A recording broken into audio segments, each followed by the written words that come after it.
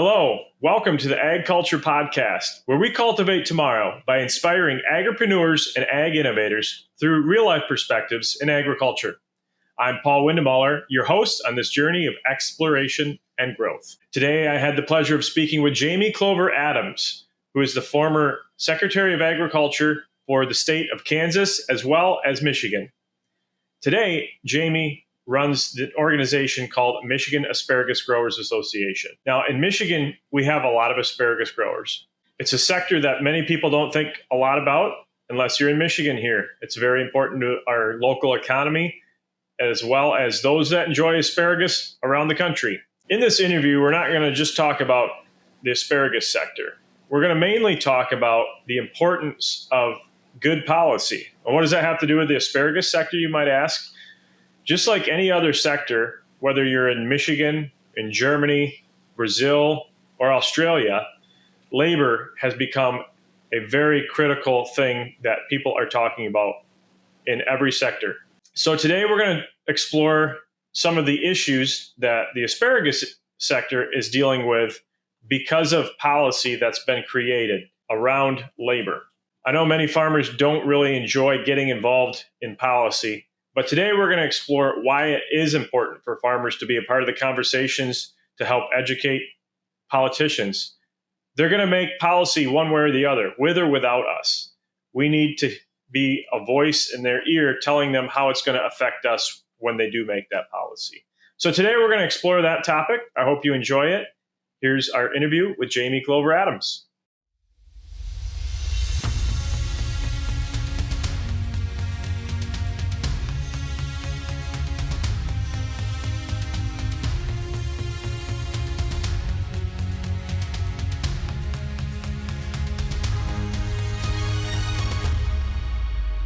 Welcome to the Ag Culture Podcast, and today I have the honor of having Clover Adams with us. We are in our very fancy farm studio here today at my farm in Michigan. And Jamie, thanks for stopping in today to talk to us about an important topic. But before we get into that, I want to ask you a little bit about yourself and some of your history. You had some pretty prominent roles in agriculture in not only Michigan, but another state as well. So tell us about that. Well, Paul, yes, I had a prominent history because I'm a lot older than you are, so I had more opportunity. That helps too.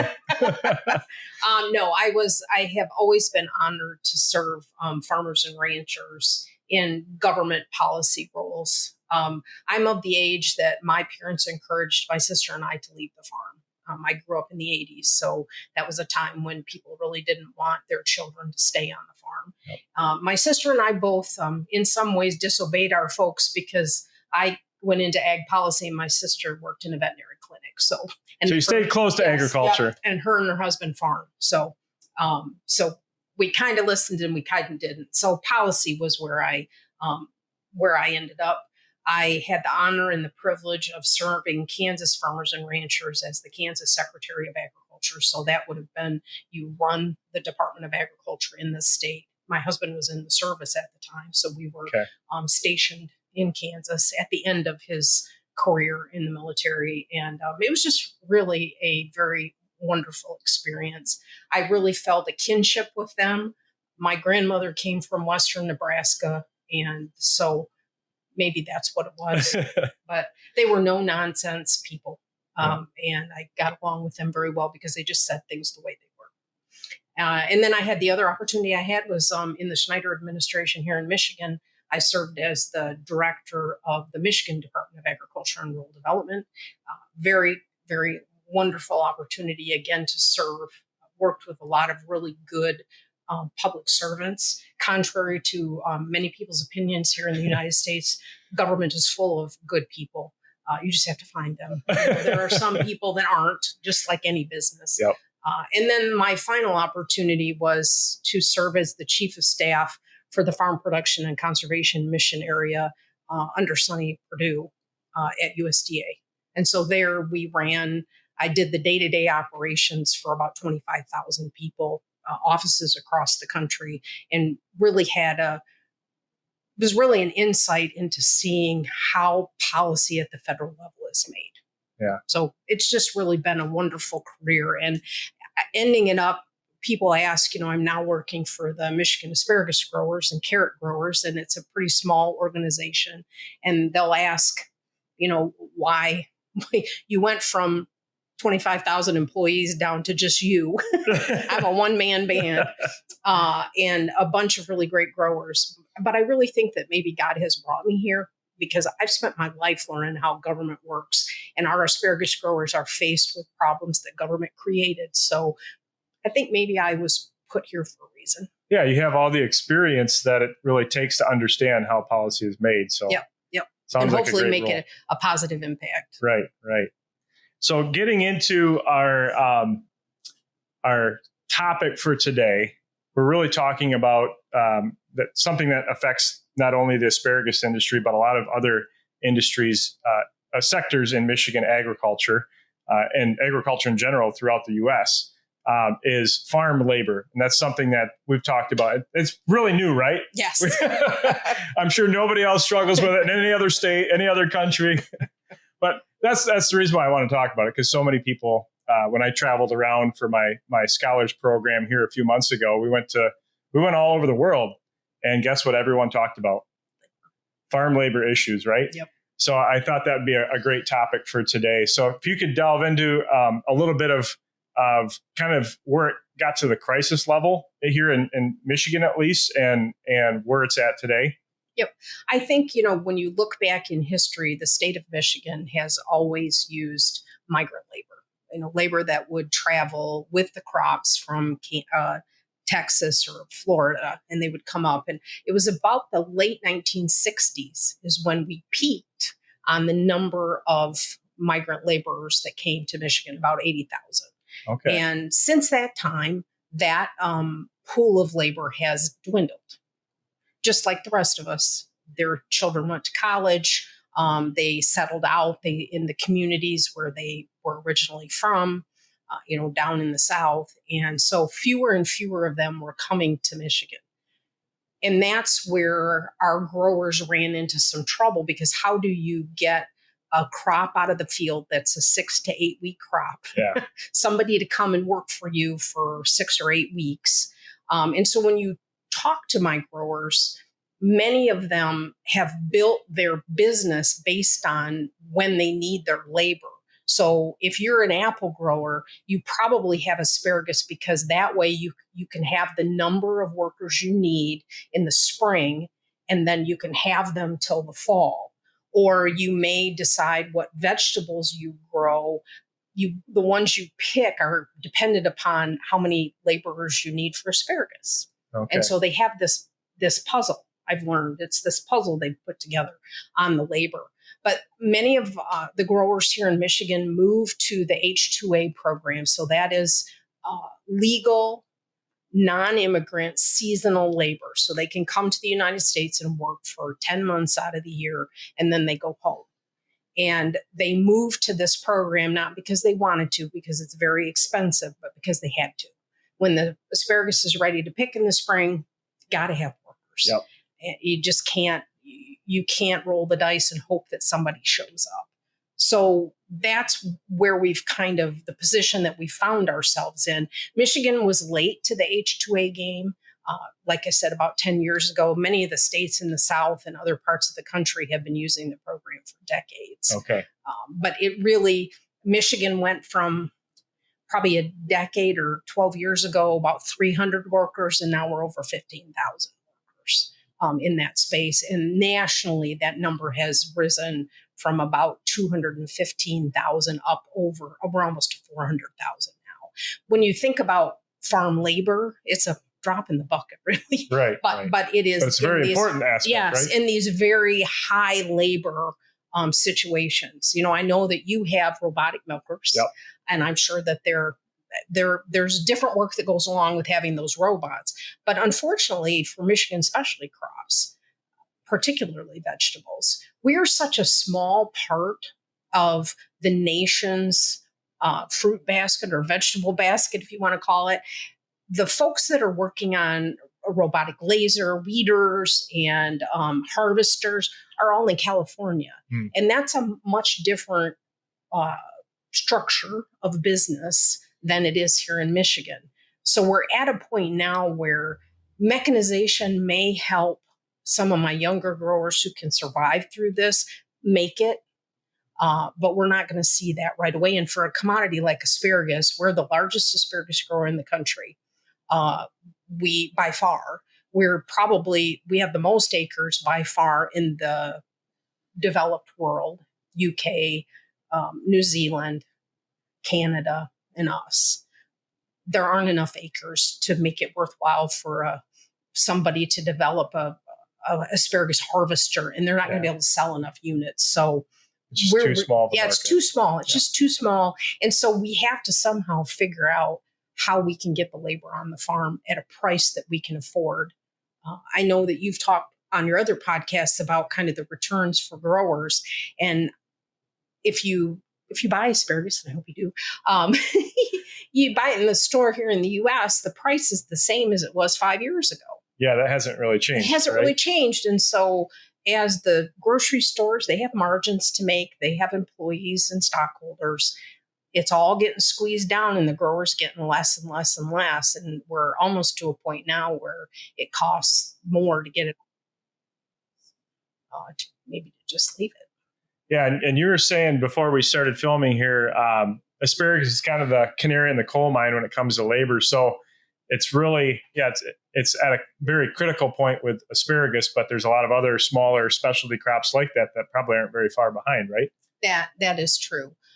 So when we say that, it's here in Michigan, we pay $18.50 an hour this year, plus growers have to pay for housing and they have to pay for transportation and they have to take the workers to town once a week to do laundry or to buy groceries, that kind of thing. So we're talking all in about $30, north of $30 an hour. After asparagus, then probably zucchini, then squash.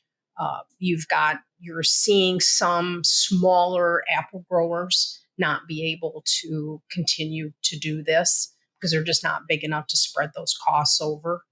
And so it just really is that we're on the front end, but there are other people behind us, and you look at this and you say, well, people might say, well, you should pay your workers. Well, my guys would agree with that. They're hardworking. These folks that come, they're here to work, right. And they work and they do a wonderful job. But when the market doesn't give you a return that allows you to pay your workers and then invest in your operations. I have one young grower over in Hart. He's 34. And he said, Jamie, I'm not making investments in my equipment and in my farm. I'm all, as those wages, as the government drives those wages up, I'm just spending them on wages. I'm not investing back in my farm. And so that's just not something that we can continue to do. To put it into perspective, my daughter, has a college diploma. She's been out of school for 4 years. She's in HR, and her net is equal to H-2A worker. Because the H-2A worker doesn't pay taxes, they don't pay for housing, they don't pay for gas, they don't have a car, etc. That's where we are. That's the standard of living that they can achieve is similar to somebody with a 4-year degree out of college. And here in the States, we just renegotiated the auto workers contracts, and a beginning production worker at Stellantis, which used to be Chrysler, they will be making $30.12 an hour. Yeah. So very similar, except they can add $100 or $200 to the price of a car, and we can't even add 1 cent to the price of a bundle of asparagus. Yeah, and I guess the other side of that too is those people aren't going to stay here and invest and build their lives here. They're going back to the country that they came from because that's what the program states, right? You have to do that. Yep. And they're going back to an economy that they have so much more buying power with the money that they take back there, that they're able to do a lot more with it. Is that really the wage that it needs to be, right? Yeah, exactly. Part of the policy of this law, so the law went into effect in 1986. Okay. A long time ago. Back when agriculture was very different than it is today. And so there's a phrase in the law that says you can't bring these workers in and have an adverse effect on U.S. workers. Makes sense. Yeah. You don't want to disadvantage your own people. So that makes perfect sense.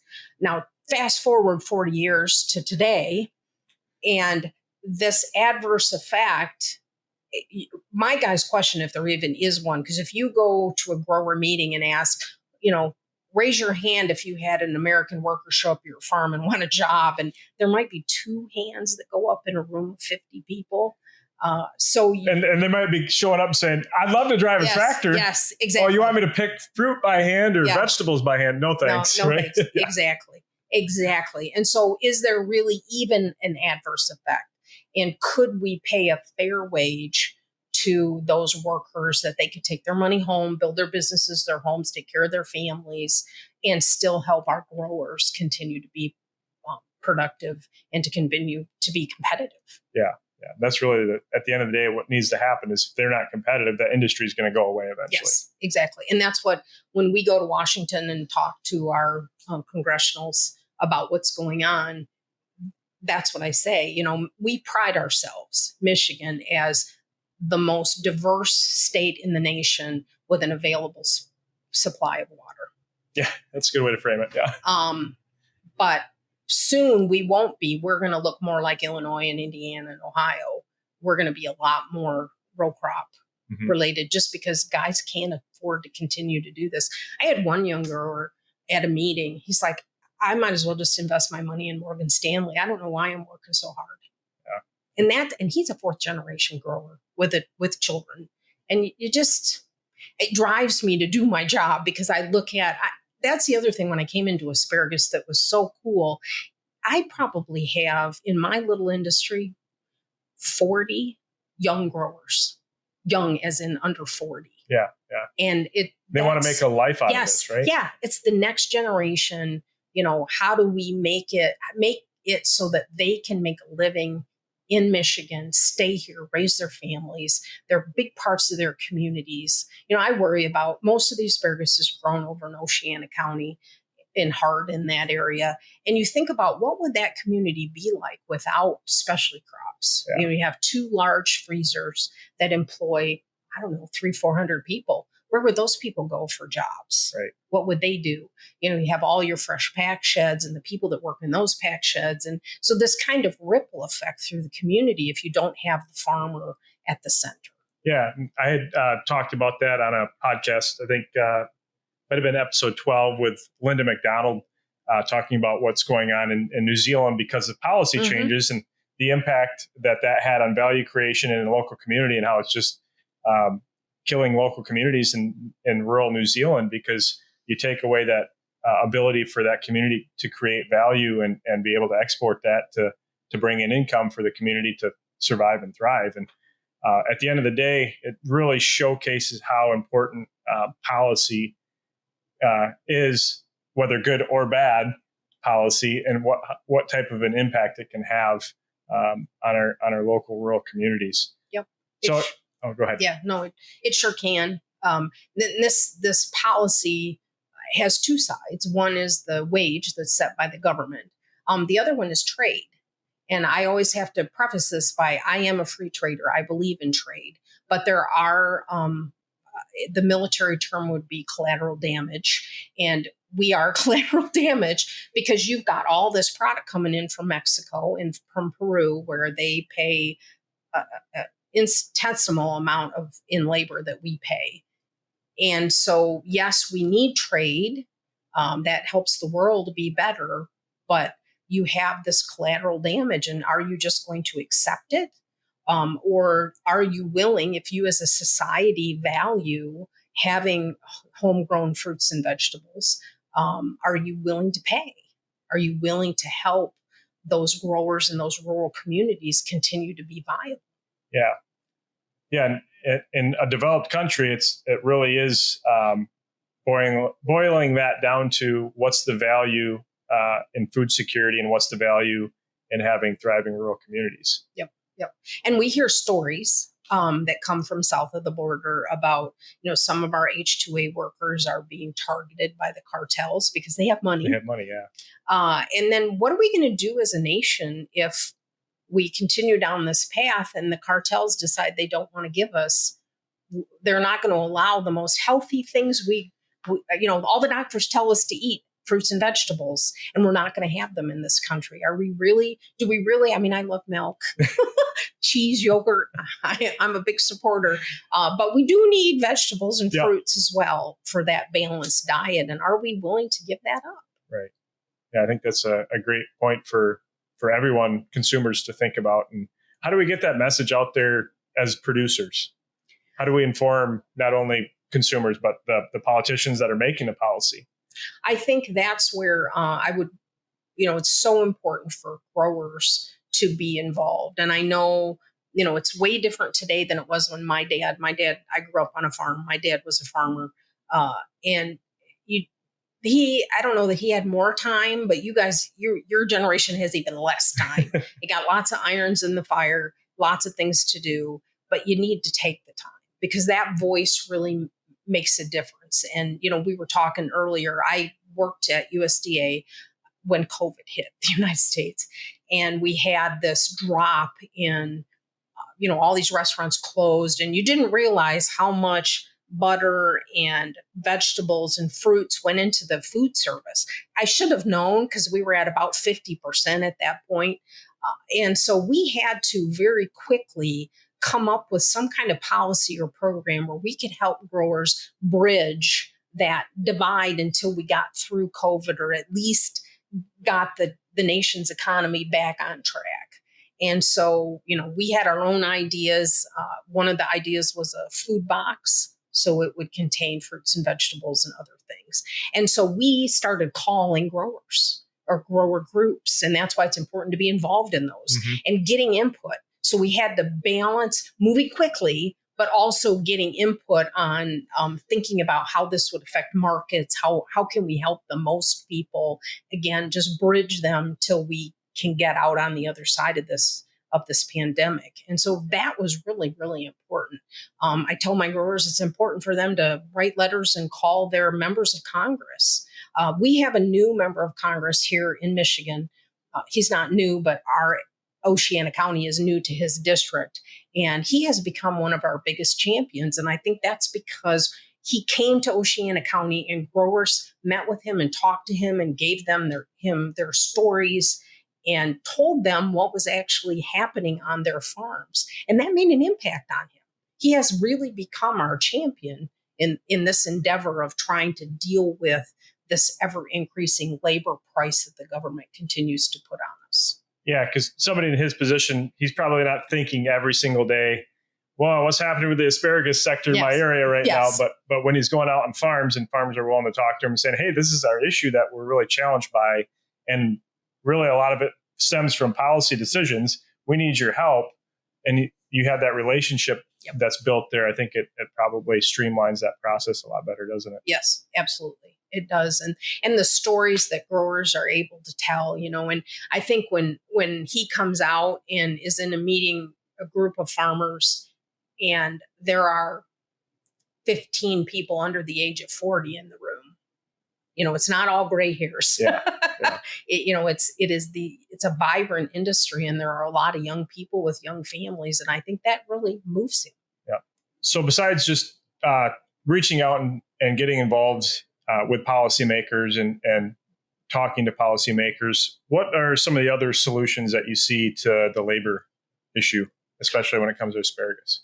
Well, I think part of it is, how can you be more efficient? So how can you incentivize or train your crews so that they're picking they call it a pack out. So it's, if you pick a 9-inch spear, that the packer is going to use 8 7/3 of that, so you're losing just a little bit on that. That's one way to do it. Getting workers to come back, so ensuring that you're getting H-2A workers that are coming back to your farm year after year, because they get better, like everybody, get better and better at what they do. You trained them once, and now that hopefully they know what to do. They can make investments in their farm. So I've got one grower who put in a new hydrocooler. So when you take asparagus out of the field, you got to cool it because it's 75 to 80 degrees, and you got to get it down into about 32 to 34 degrees. Well, not 32, probably 34 to 35. So you basically run it through a cold water bath. Yep. And so one grower, he figured he's saving 6 cents a pound doing that. And then we market. So that's part of my job at the Michigan Asparagus Advisory Board is we have a marketing program. So we are spending grower checkoff dollars, but we're advertising and promoting asparagus in grocery stores across the country. We do a lot of social media. So we're trying to get asparagus on people's grocery list so that when they go to the store, it's up there and they buy it. Or we're trying to promote it when they come into the produce department. And asparagus is an impulse purchase. And so if we can turn more volume, then that allows the store to give the grower a better price. Yep. And so doing all of those things, but you're working around the margins. It really is that, can you find a way to, for example, to house your workers for less money? Or how can you shave off costs? And then the final one would be, and this is not a near-term thing, but we do have, there's a company in the UK that is working on an asparagus harvester. They were at our Ocean Asparagus Day this year video and showed their machine. Runs pretty slow. And I think it's because in the UK, the asparagus grows a little bit differently. The crowns are farther apart. The spears aren't so close together. And here, it can grow an inch an hour when it's 75 or 80 degrees outside. So how can we help them, give them input so that they can speed that machine up? And that could be something for folks to use in the future. If you can shave costs for now, hang on until that machine comes. And even if the machine doesn't do all your harvesting, if you can cut back on, a crew, maybe you have 2 crews and you can cut down to 1 and you can use the machine. Maybe it makes more sense to use the machine in the later half of the year when the asparagus isn't as thick. Yeah. There are those kinds of strategies. I do have one young grower that I'm hoping he figures it out because he grew up in an asparagus family, went away to school as an engineer, and then got out of agriculture and worked in engineering. And so I'm hoping that he can figure out. He's got the incentive, right? Yes. So what lessons should other sectors in agriculture or anyone listening to this from around the world learn from what's going on with asparagus growers right now here in Michigan? I think 2 takeaways. One, don't ever give up. I mean, you've got to, if it's your operation, band together with people in a similar situation and get people to listen, do things, be willing to put yourself out there and talk to policymakers. I did a bunch of videos with my growers. Some of them were very uncomfortable about it, but we did it because they knew how important it was for an authentic voice with consumers. So that's one. And then the second one is that, you have to continue to be entrepreneurial and find ways. I mean, I think agriculture has always been about cutting costs. Yeah. My dad would always talk about those kinds of things. So, continue to do that. But this labor issue, particularly in the more developed countries, this is just going to be an issue. And we're going to have to figure out how we automate and bring robotics more into agriculture than we already have. And then it's not, I don't want grain farmers or others, dairy, they already have their robots, to think, well, it's not our worry, because it is their worry. Yeah. Because it is driving up wages and costs for everybody because we're doing this. Even if we still have technology like we have on our farm, you still have labor. You don't get rid of all your labor. Yep. And that's just part of having a business, right? And we hear from our competitors in Mexico that now it's all relative, right, but they're having more and more difficulty finding workers. I don't know if it's because we're taking all the good ones up here in the U.S. but they're bringing workers from Guatemala and other places further south. And so I think as the world changes, we're going to continue to see this change in the availability of labor. Yeah. And so we've got to find a way to be able to either harvest these commodities in a mechanical way, or is there a way, for example, if you think about apples and they're on the trellises now, that's a way that they've changed the production system that I don't know that they did it for that reason, but it would be easier to pick. You think about tomatoes that are grown in a greenhouse, the way that they grow them. I've seen them harvest. They're at the optimal arm level to pick and those kinds of things. And to me, that's just the next step. Could you get a machine in there that could then harvest them? So are we going to have to make some changes in our varieties and the way that those crops are developed to lend themselves more to automation? Yeah, I think that's a great point. I saw both examples of both of that when I was in Europe. We saw a greenhouse, 100-acre greenhouse in Germany that was producing strawberries, peppers, and tomatoes, and exactly what you're saying. They have them at the optimal height. They're even starting to employ some robot technology in the greenhouse to do some of the tasks that used to be done by labor. And your other example, I saw an operation, asparagus operation, white asparagus in Germany. They were talking about the same issues of they had gotten labor from one country, and now that labor force, their economy developed enough that they wanted to stay home. Yep. And they weren't going to come over anymore. So they had another country that they're able to get, actually it's Ukraine right now because of the conflict there. They're able to pull some of those workers there. But what happens when that conflict gets over and resolved, hopefully, Lord willing, and those people end up staying home again? They're going to run into the same thing. And we're, like you said, we see that all over the world. Country, as they develop, as their economies get better, that labor force is going to stay home and they're going to get paid more because when they stay home. So they aren't going to be willing to come over to the developed countries and do some of those more labor intensive tasks just to earn a little bit more money. So it's going to become a global issue. It is becoming a global issue. So I think it's definitely something that everyone, even outside of Michigan, can learn from. Yep. Agreed. I think, I was in the Netherlands about a decade ago, but those greenhouses, man, they have the solar lids on them, and then they can turn it so that the sunlight is optimal on the crop. And it's just amazing what they can do. And you look at a lot of the equipment that comes to this country. We have a sorter, an asparagus sorter, on our research farm over in Oceana County, and it's got a German-made machine on it, that we use to sort. So they, I think, are probably pushed harder than we are. So maybe they'll come up with a way to do this. Yeah, hopefully they can bring it over here soon, right? Yep. If you're listening in Germany, bring it over. Yes, please. Or the Dutch. Right. Well, Jamie, is there anything else that we should be talking about on this issue today? I think just the only other thing I would say is, we talked a little bit about rural communities, and I think I'm probably a little biased because I grew up in one.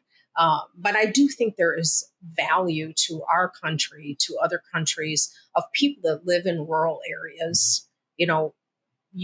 Children that come from farms, and they know how to do things. Yeah. They see a job and they know something needs to be done, and they get on it.